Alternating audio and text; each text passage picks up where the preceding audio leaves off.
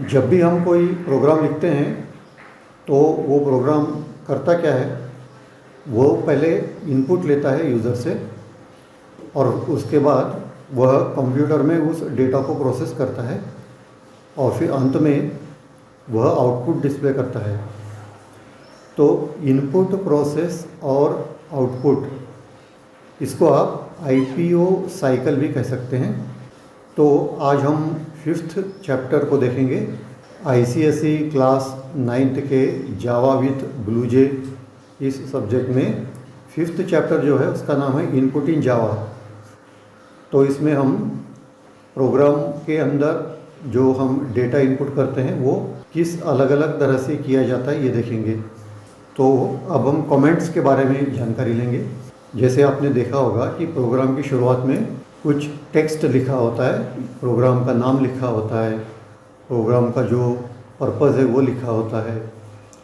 तो ये जो कमेंट है यह एक नॉन एग्जीक्यूटेबल स्टेटमेंट है, यानी जो प्रोग्राम का जो कोड होता है उसके अंदर हम जो लिखते हैं उसको स्टेटमेंट कहा जाता है। तो कमेंट को भी हम एक स्टेटमेंट कह सकते हैं, लेकिन वह नॉन एग्जीक्यूटेबल है। वह सिर्फ एक टेक्स्ट की तरह ही यूज़ होता है और कंपाइलर उसे छोड़ देता है, कंपाइलर उसको प्रोसेस नहीं करता।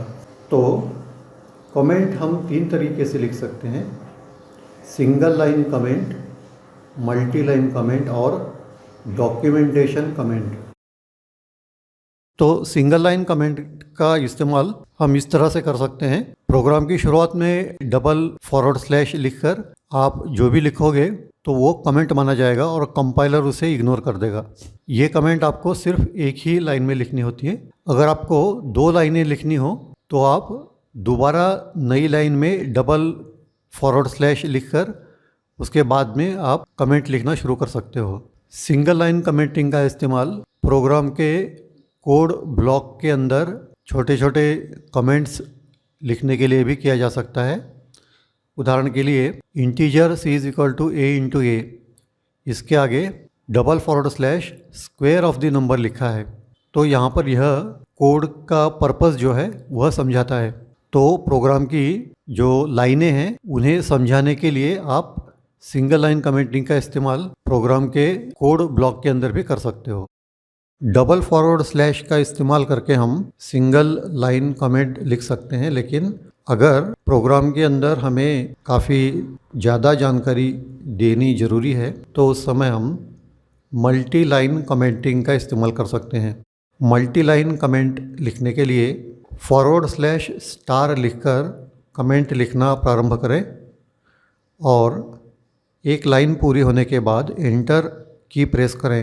अगर आप ब्लूजे का सॉफ्टवेयर इस्तेमाल कर रहे हो, जो ज़रूरी सिंबल्स हैं वो इसके अंदर ऐड कर दिए जाएंगे।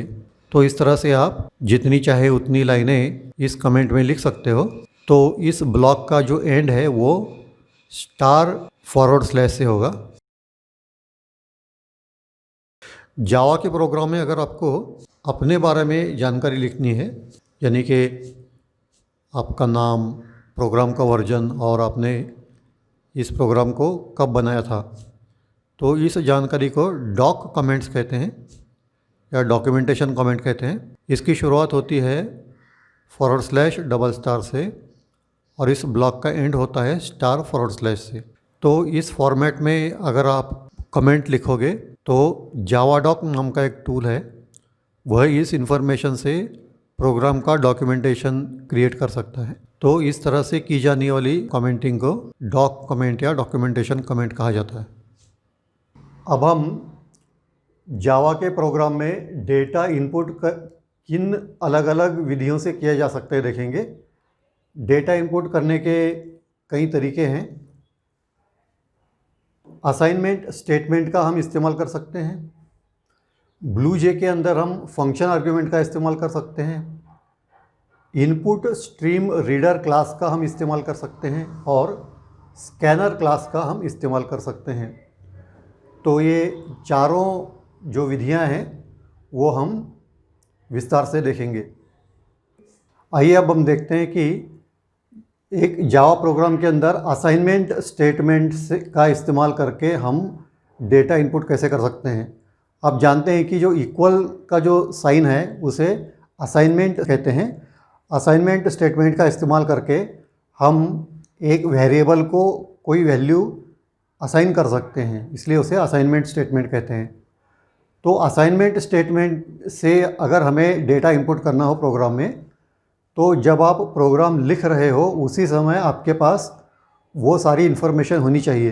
तो यहाँ पे हमने एक सैम्पल प्रोग्राम बनाया है, पब्लिक क्लास बायोडेटा, ये हमारा क्लास का नाम हुआ। फिर हमने यहाँ पे एक कर्ली ब्रेस दिया, उसके बाद हम मेन मेथड की शुरुआत करेंगे। Public static wide main in bracket string arguments. फिर एक नया ब्लॉक ऑफ कोड शुरू होगा इसके लिए और एक कर्ली ब्रेस। यहाँ पर हमने डेटा इनपुट करना है, तो डेटा जो है हमारा वो है नाम, क्लास कौन सा है, सब्जेक्ट कौन सा है, स्कूल का नाम और सिटी। तो ये जो सारी इन्फॉर्मेशन है वो टेक्स्ट में है, टेक्स्ट स्ट्रिंग है, इसलिए हम उसको डबल कोट के अंदर लिखते हैं। अगर हमें टेक्स्ट स्ट्रिंग को कंप्यूटर के प्रोग्राम में एंटर करना है तो हम कैसे करते हैं, एक वेरिएबल के थ्रू करते हैं। वो जो वेरिएबल है वो भी स्ट्रिंग टाइप का होना चाहिए। तो यहाँ पे हमने डिक्लेयर किया स्ट्रिंग नेम, स्ट्रिंग एसटीडी, इन्हें शॉर्ट फॉर्म है, ये वेरिएबल्स हैं। नेम, एसटीडी, एसयूबी, एससीएच, सिटी, ये सारे स्ट्रिंग वेरिएबल्स हैं, variables of the type string. और उसमें इमीडिएटली हमने असाइनमेंट ऑपरेटर का इस्तेमाल करके हमने टेक्स्ट स्ट्रिंग उसको असाइन की, और जब स्टेटमेंट पूरा होगा तब हम सेमीकोलन देंगे। तो ये हमारा डेटा इनपुट होगा। टेक्स्ट स्ट्रिंग का डेटा स्ट्रिंग वेरिएबल के अंदर हमने स्टोर कर दिया। तो इस तरह से हम असाइनमेंट ऑपरेटर का इस्तेमाल करके या असाइनमेंट स्टेटमेंट से प्रोग्राम के अंदर डेटा इनपुट कर सकते हैं at the time of writing the program. अब इसको हम डिस्प्ले कैसे करेंगे? डिस्प्ले करने के लिए हम system.out.println का इस्तेमाल करेंगे। यहाँ पे डबल कोट के अंदर आप जो भी लिखोगे वो जैसे के वैसे प्रिंट हो जाएगा, और उसके बाद में प्लस लिख के जो वेरिएबल है इसका नाम लिखेंगे, तो वेरिएबल में जो डेटा इनपुट किया गया है वो यहाँ पर डिस्प्ले होगा। तो इस तरह से हमने नेम, क्लास, सब्जेक्ट, स्कूल और सिटी लिख के उसके आगे हमने जो डेटा इंटर किया है वो यहाँ पे हम डिस्प्ले करेंगे। तो ये प्रोग्राम इस वीडियो के नीचे कमेंट बॉक्स में भी आपको दिख जाएगा, वहाँ से आप इसे कॉपी करके ब्लूजे के कंपाइलर में पेस्ट करके रन कर सकते हो।